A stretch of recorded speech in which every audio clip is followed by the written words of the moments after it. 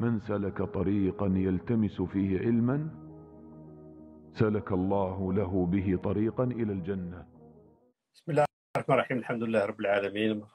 Barakallahu fik, Ustad Ismahan. Je vous remercie infiniment. Je remercie tous les frères et les sœurs qui nous suivent sur les réseaux. C'est la première fois, bien sûr, pour moi, Instagram, c'est la première fois. J'espère que ce n'est pas la dernière et je vais essayer d'apprendre comment ça fonctionne. Je vous remercie infiniment. On a commencé à Dar al-Fatwa il y a longtemps, il y a voilà, des années. Et voilà, aujourd'hui, c'est grâce à vous que je vais être initié à Instagram. Donc, c'est voilà, chacun. Donc, que dire? Vous avez tout dit. Je suis Omar Dourman, président de France Fatwa. Vous avez en France à peu près les grands organismes qui donnent des réponses, qu'on appelle les fatwas. Vous avez Dar al-Fatwa, vous avez France Fatwa et vous avez également la mosquée de Paris. Vous avez d'autres, mais c'est voilà, les grands instituts qui voilà, ils ont la possibilité de délivrer des réponses pour la communauté musulmane. Je suis également membre de l'Union mondiale des savants musulmans, membre également de l'association des ulama algériens, également membre du centre des recherches des finalités à Oran. Je suis originaire d'Oran, d'Algérie, avec notre cheikh al-Akhdari. J'enseigne donc les sciences islamiques. Ma spécialité, c'est le droit comparé, également les fondements du droit musulman et les sciences du hadith, les sciences dogmatiques également. Et l'histoire de la pensée musulmane. Inch'Allah, on aura l'occasion voilà, de faire des petites introductions sur ces sciences islamiques en général, Inch'Allah. Barakallahu fik. Aujourd'hui, la sœur, l'Ustad Ismahan m'a proposé un sujet, c'est c'est une sunan parmi les sunan du prophète sallallahu alayhi wa sallam. Rasulullah sallallahu alayhi wa sallam nous a laissé beaucoup de sunan. Aujourd'hui, sunna, ça veut dire quoi? Ça veut dire les paroles du prophète sallallahu alayhi wa sallam, c'est également les actions du prophète et les validations. Quand le prophète dit quelque chose, quand le prophète fait quelque chose et quand le prophète valide une action d'un compagnon, ça c'est ce qu'on appelle sunna. Sunna, ça veut dire sa méthodologie, sa méthode à suivre. Et parmi les sunan qui sont plus ou moins peut-être oubliés, c'est le fait de programmer l'avenir, de voir le delà et programmer l'avenir. Ça, parce que ça fait partie de notre 6 piliers de la foi, notre foi. Les 6 piliers de la foi contiennent le fait de croire à l'au-delà. C'est-à-dire qu'un jour ou l'autre, on va avoir une rencontre avec Allah subhanahu wa ta'ala. Et que cette vie, ce bas-monde est lié. Cette vie est liée à l'au-delà. Et le fait d'avoir cette réflexion, de penser à nos actions qu'on puisse faire aujourd'hui, mais avec une vision futuriste, penser le futur. Le Coran également nous rappelle cette sunna, cette pratique, et nous dit Allah subhanahu wa ta'ala, Ya ayyuhalladhina amanu, taqullaha, wal tanzur nafsun ma qaddamat li ghadin. Craignez, dit Allah subhanahu wa ta'ala, votre Seigneur, et pensez à l'avenir. C'est l'avenir de l'au-delà. L'avenir, c'était aujourd'hui, alhamdoulilah, dans ce bas-monde, on pense à notre avenir, malgré que ce bas-monde est fini. Un jour ou l'autre, tout sera terminé, qui n'est pas éternel. Mais c'est bien de penser à la retraite, c'est bien de penser à construire une maison, c'est bien de faire des projets pour notre avenir. Ça, c'est extraordinaire, puis c'est bien, il faut le faire. Et surtout quand c'est dans la voie d'Allah subhanahu wa ta'ala, quand c'est halal. Il faut faire ce. Donc, penser à l'avenir, c'est correct et c'est obligatoire même. Mais penser à l'avenir de l'au-delà, Allah subhanahu wa ta'ala nous dit وَلْتَنْظُرْ نَفْسٌ مَا قَدَّمَتْ لِغَدٍ, à demain. Demain, c'est-à-dire l'au-delà. Donc, on est dans cette obligation de penser, de réfléchir. Et à chaque fois qu'on puisse faire une action, il faut avoir ce mécanisme de pensée, c'est que quand je fais des actions, je dois réfléchir à l'au-delà et je dois lier mon action de ce bas monde à l'au-delà. Le prophète également, sallallahu alayhi wa sallam, dans plusieurs hadiths, et un hadith extraordinaire qu'on répète à chaque fois, hadith, le prophète sallallahu alayhi wa sallam nous dit « Ida mata ibnu Adam » si l'être humain, après sa mort. Après sa mort, l'être humain, plus d'action. Il ne pourra plus faire d'action. C'est-à-dire, s'il ne peut pas faire d'action, il n'est pas récompensé, parce qu'il n'y a pas d'action, il n'y a pas de hasanat après la mort. Et ça, c'est tout à fait normal. À l'exception, dit Rasulullah sallallahu alayhi wa sallam, à l'exception de trois actions. Illa min talat. Trois actions. Waladun salihun yad'u lahu. La première, un walad en langue arabe, walad c'est un enfant, l'enfant, garçon ou fille. Walad, les deux. Pieux, un enfant pieux qui fait des actions et qui fait des invocations pour ses parents.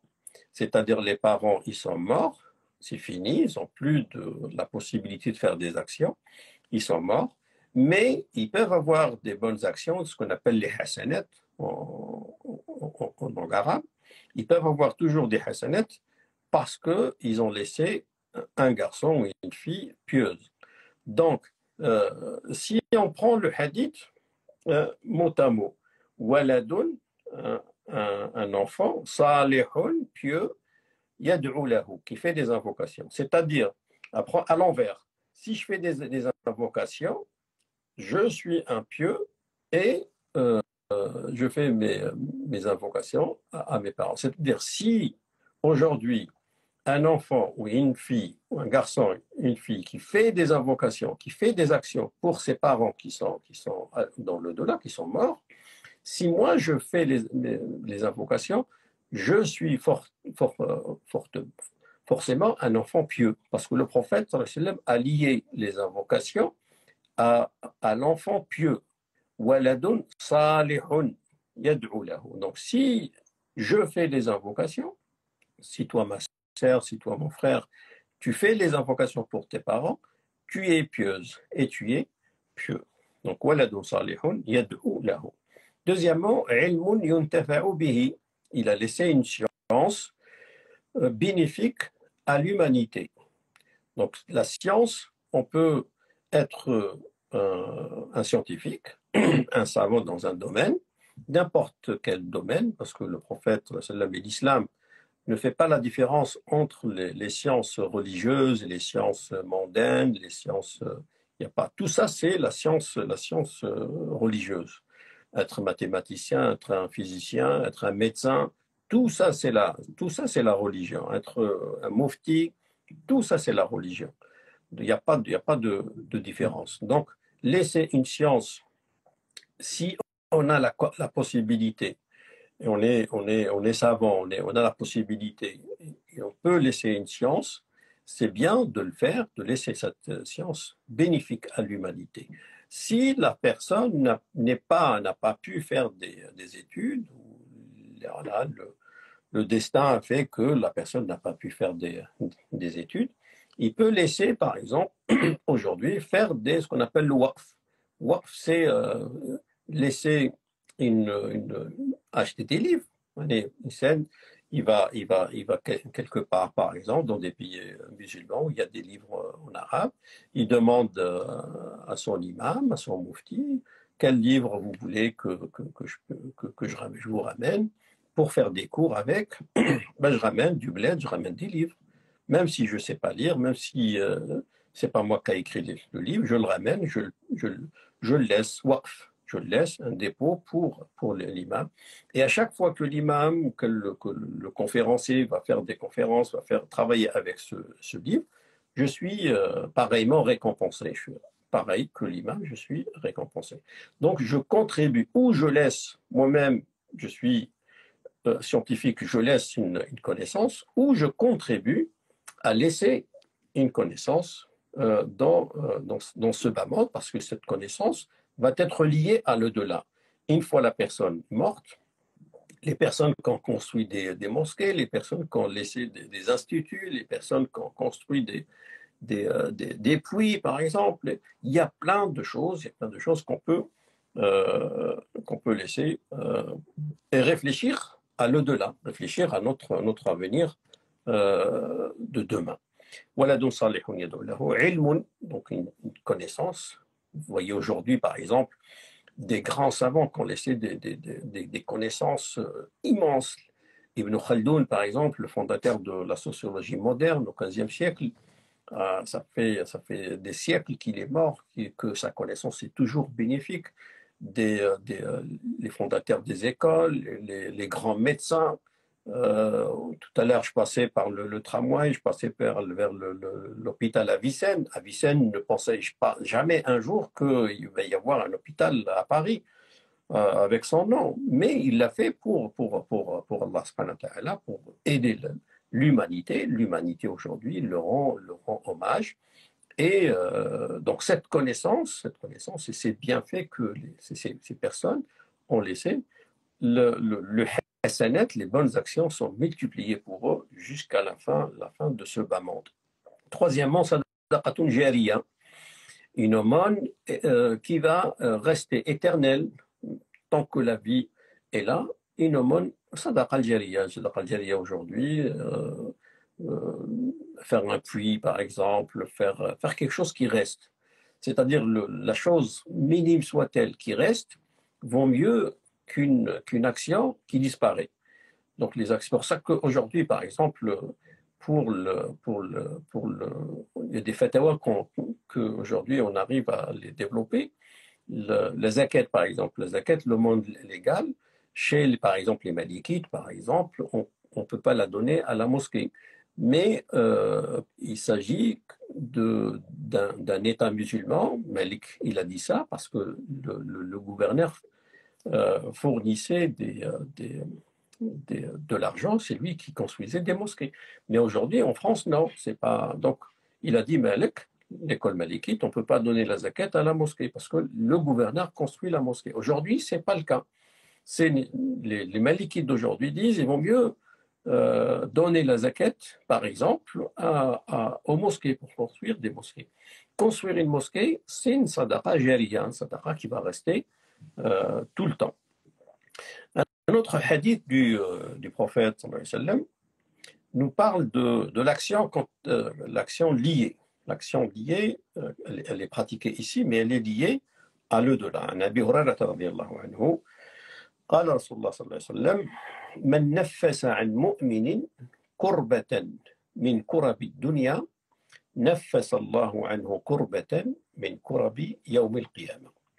Premièrement, le prophète sallam nous dit celui qui lève une difficulté à son frère croyant, mu'min, un croyant, croyante, Allah subhanahu wa ta'ala, dans ce bas monde,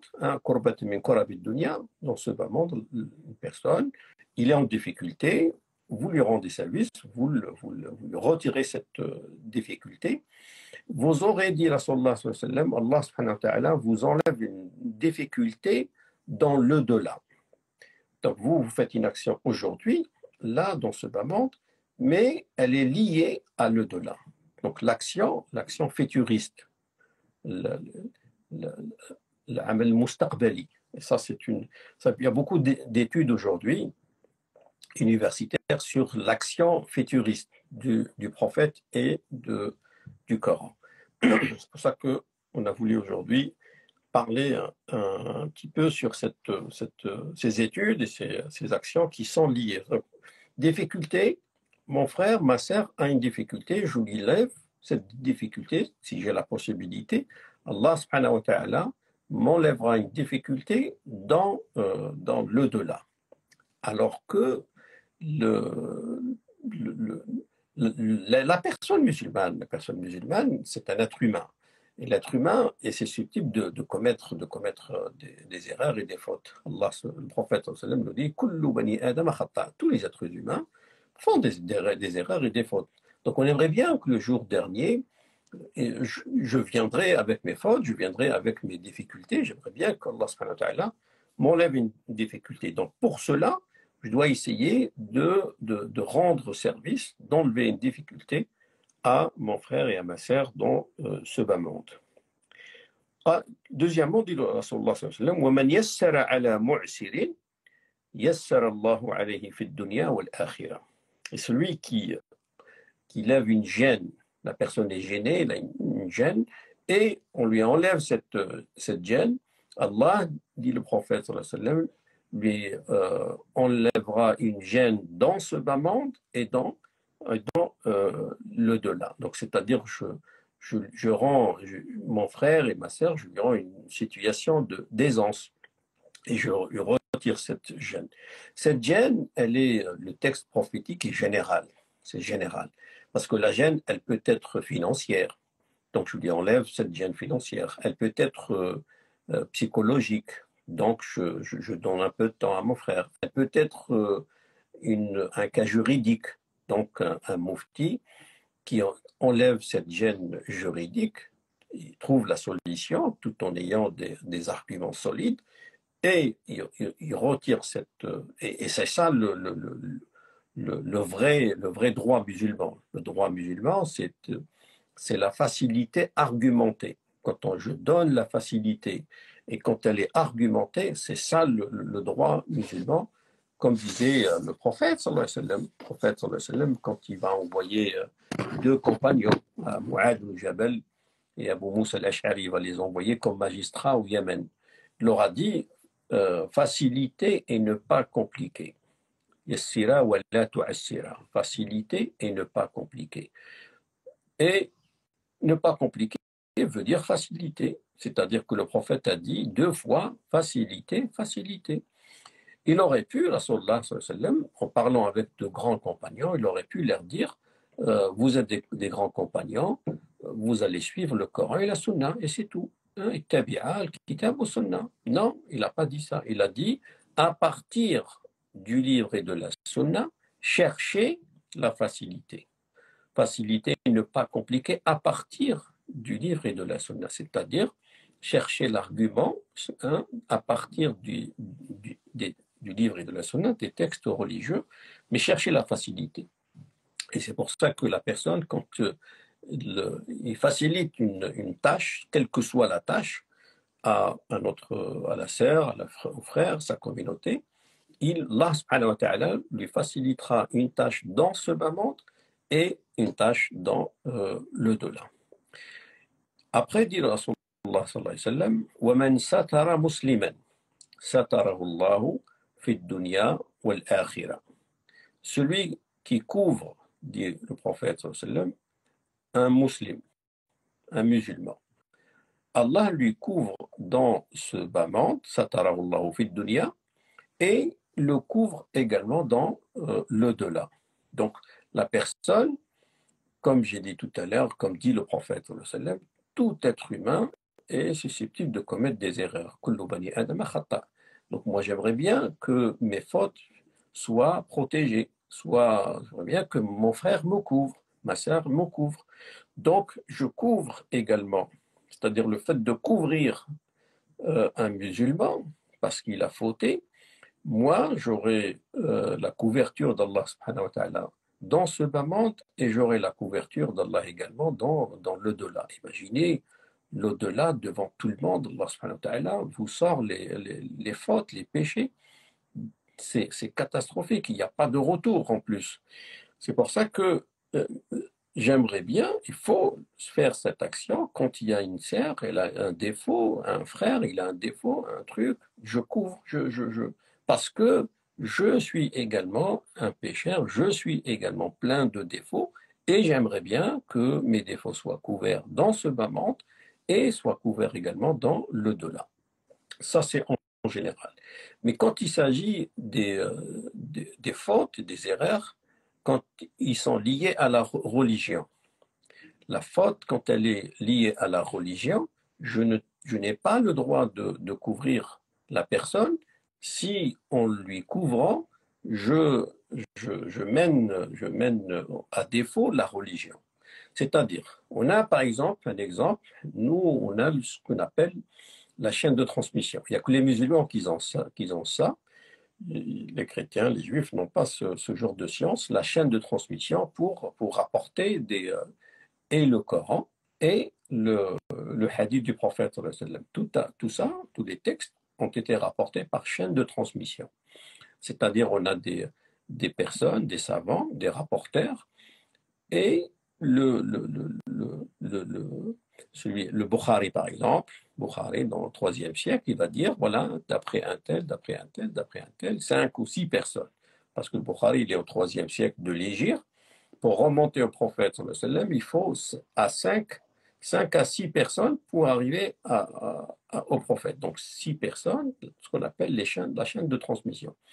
Ils disent, les savants, si dans la chaîne de transmission, il y a une personne, par exemple, un menteur qui ment, celui-là, il n'a pas le droit de le couvrir. Parce qu'en le couvrant, on va ruiner la religion, parce que c'est un texte religieux. C'est un texte qui produit de la religiosité, tadayun.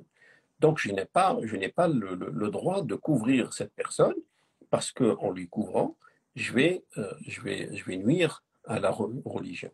Donc là, les savants, ils disent des termes, ils ont des termes, ce qu'on appelle jarh wa ta'dil.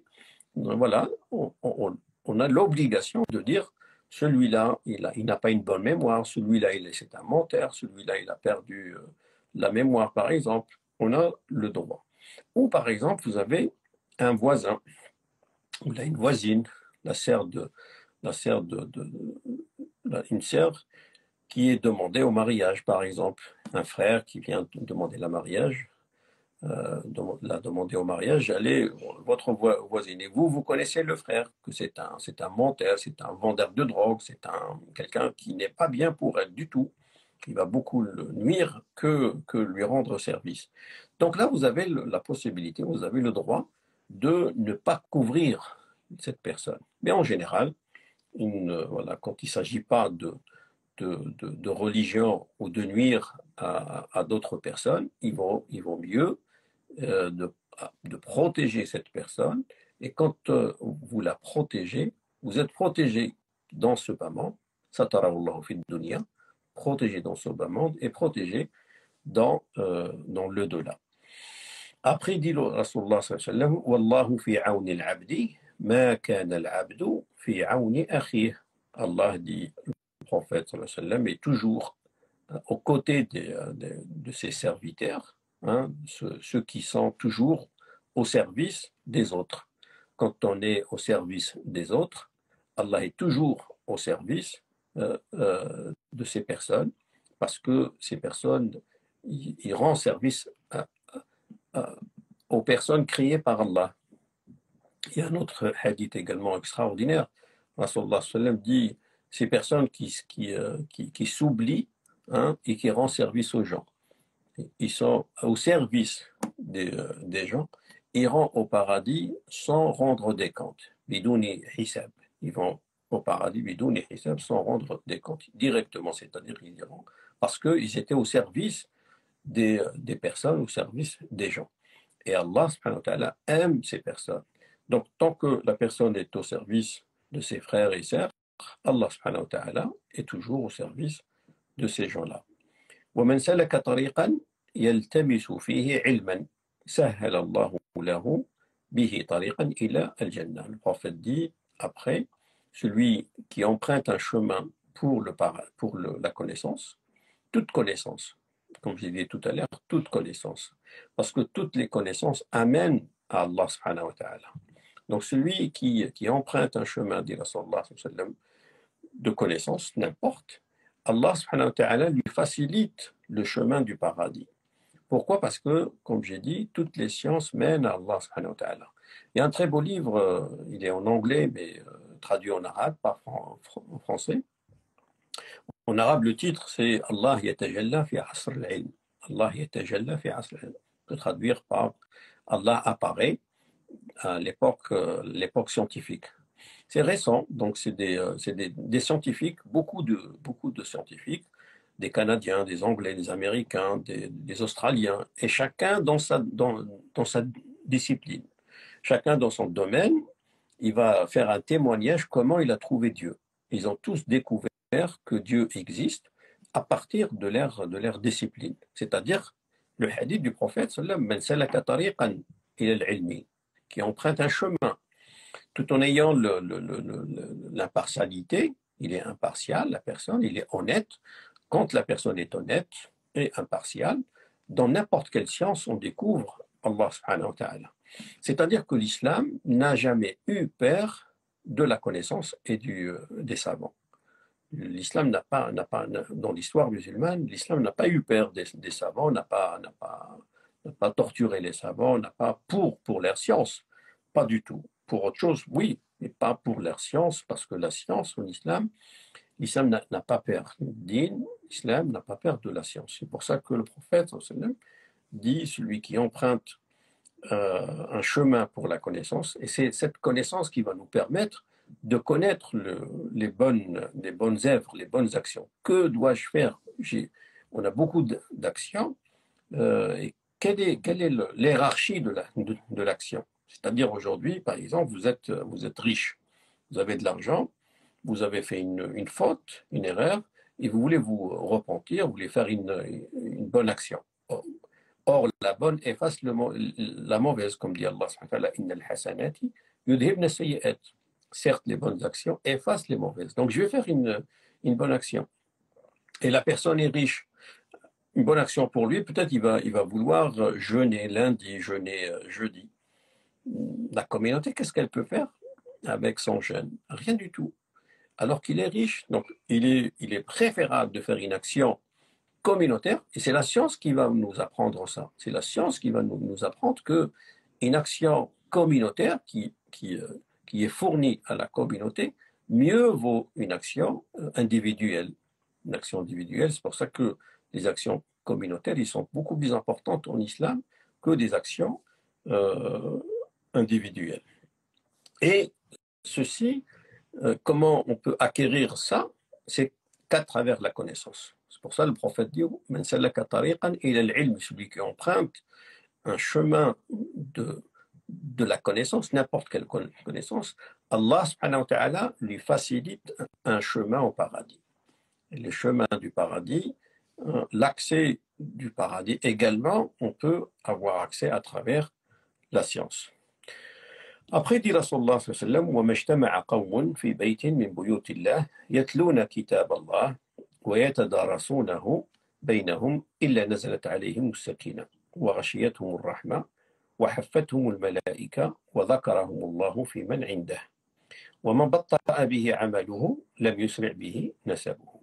Après, le prophète parle de personnes, plusieurs personnes, au pluriel, qui sont à la mosquée, qui lit ou étudie les sciences islamiques, le Coran ou la parole du prophète sallallahu alayhi wa sallam. Donc, des personnes, des personnes, ils se ressemblent à la mosquée pour lire le Coran ou l'étudier ensemble. Ils auront, premièrement, la sérénité, sakina. La sérénité, c'est important, surtout dans ce monde de stress, ce monde de vitesse, un monde de médicaments. Pour se calmer, des fois, il faut prendre des médicaments. Mais là, non, on n'a pas besoin de médicaments. Premièrement, as-sakina, la sérénité.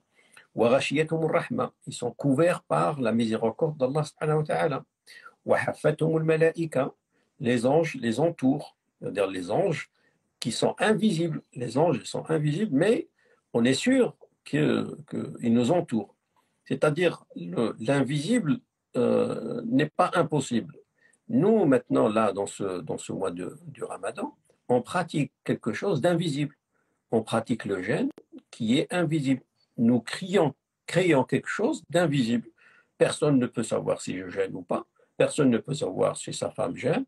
La femme ne peut pas savoir si son mari gêne, les enfants ne peuvent pas savoir. C'est-à-dire on est en train de pratiquer quelque chose d'invisible. Donc l'invisible existe, parce que nous-mêmes, nous arrivons à créer pendant le mois de Ramadan une pratique invisible. Donc les anges sont invisibles, mais ils nous entourent. Quand on est dans une mosquée, quand on est dans une assise de connaissances, également, donc il y a la sérénité, couverture, on est couvert de la miséricorde d'Allah, et présence d'anges. Allah les évoque un par un, les évoque dans l'au-delà. Donc si demain, par exemple, la personne se voit, son nom, il le voit dans un journal, il est content, il est heureux, surtout quand ça parle de nous de façon positive, on est content. Alors imaginez que c'est Allah, c'est Dieu qui va vous évoquer avec une assise importante et avec une assise d'ange. Donc, ce hadith il est rapporté par Muslim qui nous montre que les actions et dans le bas monde est lié toujours à l'au-delà. Et c'est ce pan, le bas monde, cette dunya, c'est un pan extraordinaire. C'est pas un pan important, donc il est extraordinaire. C'est grâce à ce pan que nous allons, Inch'Allah, arriver à l'au-delà et avec la rencontre d'Allah subhanahu wa ta'ala, qui va également nous montrer, je termine par là, Inch'Allah, nous montrer que l'importance de l'autre, mon frère, ma sœur, l'autre, il est important parce que c'est grâce à lui que je vais être couvert le jour dernier, le Sabbat également, que je vais être protégé, que je vais être pardonné, c'est grâce à l'autre, grâce à mon frère, c'est grâce à lui que je vais avoir bénéficié de tout cela. Barakallahu fikum, Rabbi yahfadkum. Prie Allah subhanahu wa ta'ala qui accepte nos jeûnes. ربنا تقبل منا صالح الأعمال إن شاء الله. اللهم طهر قلوبنا واغفر ذنوبنا واختم بالصالحات أعمالنا. سبحان ربك رب العزة عما يصفون وسلام على المرسلين والحمد لله رب العالمين. Barakallahu fikum, Cheikh Omar, pour cette excellente intervention. Une personne pose la question, quelle est la différence entre une sadaqa jariya et un waqf?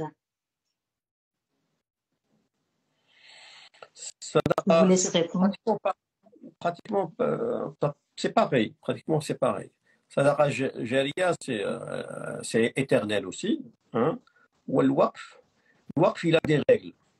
Le waqf, il y a des règles. Il y a plusieurs façons de waqf, plusieurs niveaux de waqf.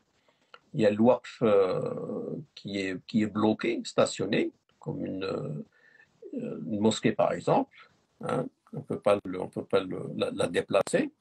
Il y a des sortes de waqf qu'on peut déplacer. Il y a une sorte de waqf qu'on fait des livres, par exemple. Des livres, des tapis, par exemple. On fait le waqf des tapis. On se déplace, je peux déplacer ces tapis. Il y a le waqf également, le waqf temporaire. Je peux dire, voilà, ce tapis, tant que je suis là imam, ce tapis, il est à la mosquée.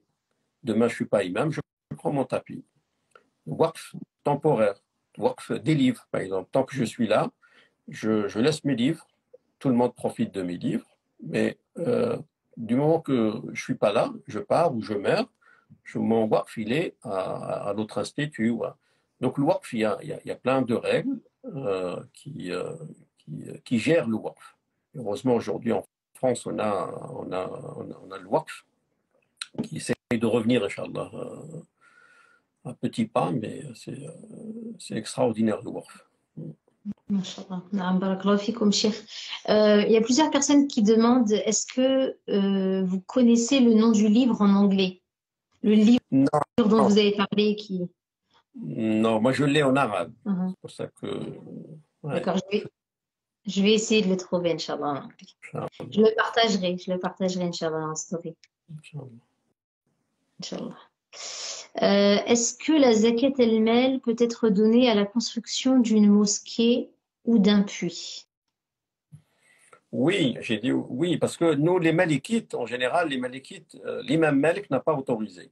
N'a pas autorisé parce que le gouverneur qui construisait des mosquées, l'école hanafite, depuis longtemps, l'école hanafite, qui est aujourd'hui la première école pratiquée au monde, a toujours autorisé ce qu'il disait, ce qu'il appelle tout ce qui est l'infrastructure, l'école hanafite autorisée. Aujourd'hui, les Malikites d'aujourd'hui autorisent, surtout pour les musulmans qui vivent en Europe, parce que le gouverneur ne finance pas, et les musulmans, ils n'ont pas d'autre moyen que de financer leur mosquée. Donc, il y a des grands savants aujourd'hui, des Malikites, notamment la Cheikh Bnoubiya, Cheikh Qaradawi, il y a des Malikites qui autorisent. Les Hanafites tous autorisent, et Rachid Reda également, dans Tafsir al-Manar, autorise de construire de donner sa zakat al-mal pour les mosquées. Ok. Il y a une personne qui pose aussi la question, est-ce que je peux donner ma zakat al-fitr à une association ou autre? À condition qui font à manger avec, c'est-à-dire une association qui fait l'iftar, par exemple. Il y a des mosquées qui font l'iftar. C'est-à-dire la zakat al-fitr, il faut qu'elle soit destinée pour le iftar, pour le pauvre qui a besoin de manger. Non. Donc après, le pauvre, s'il a reçu une bonne part une bonne somme, il peut également faire des courses autres que la consommation. Il peut, pour l'Eid par exemple, acheter des habits, c'est possible aussi. Non. Je pense que c'est tout ce qu'il y avait comme question. Cheikh, on va vous laisser. صحفتكم تقبل الله منا ومنكم صالح الأعمال. Et il y a une personne aussi qui vous a écrit, Inch'Allah, que le savoir que vous venez de nous dispenser et que vous avez l'habitude de dispenser soit une sadaqa jariya en votre faveur, Inch'Allah, Cheikh. Inch'Allah, Inch'Allah. بارك الله فيكم صحفتكم إن شاء الله ربي يتقبل منا ومنكم إن شاء الله. تقبل الله من الجميع إن شاء الله. سبحان ربك رب العزة عما يصفون وسلام على المرسلين والحمد لله رب العالمين. Et on retrouve Inch'Allah prochainement Cheikh Omar. Et Cheikh Omar aura aussi une surprise à vous annoncer avant la fin de l'année scolaire, Inch'Allah. Inch'Allah. On vous en dit pas plus. Salam alaikum wa rahmatullah. Salam.